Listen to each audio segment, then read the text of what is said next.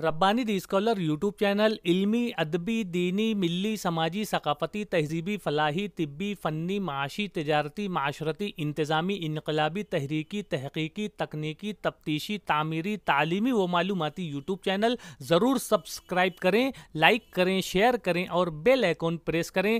ربانی دی scholar YouTube channel.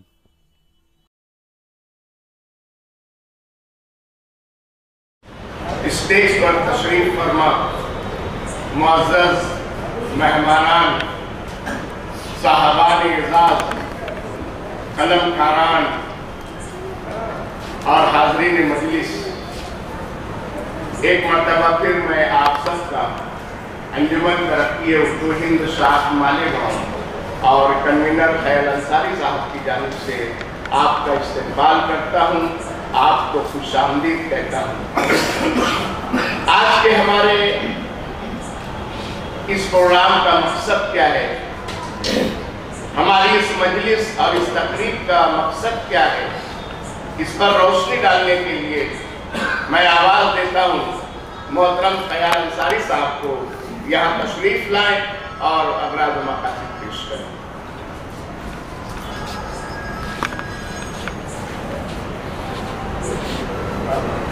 السلام علیکم۔ صدر مجلس، اسٹیج پہ براجمان علی محمد صدیقی صاحب، الحاج یاسین صاحب، محمد ابراہیم صاحب اور ہمارے آج کی محفل کے تمام صاحب اعزاز اور ان کے خاندان کے افراد اور ان پر اپنے تاثراتی مضامین پیش کرنے والے فنکار سب کا میں خیر مقدم کرتے ہوئے اس کا اظہار کرنا چاہتا ہوں کہ گزشتہ 30-35 برسوں سے ہمارے شہر میں انفرادی طور پر طنز و مزاح کی کتابوں کا اجراء ہوتا رہا ہے، ان کی ستائش ہوتی رہی ہے۔ میں جناب کتاب سے کافی مقدم کرتا ہوں، تشریف آئیے۔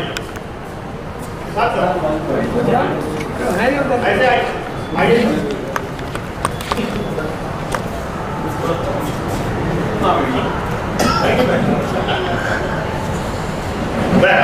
میں یہ کہنا کر رہا تھا کہ گزشتہ 30-35 سالوں میرے اپنے مشاہدے سے کے مطابق انفرادی طور سے بہت ساری کتابوں کا اجراء ہوتا رہا ہے، ان کی شکایت بھی ہوتی رہی ہے، لیکن اجتماعی طور پر اس صنف کے تعلق سے کوئی ایک پروگرام نہیں ہوا ہے۔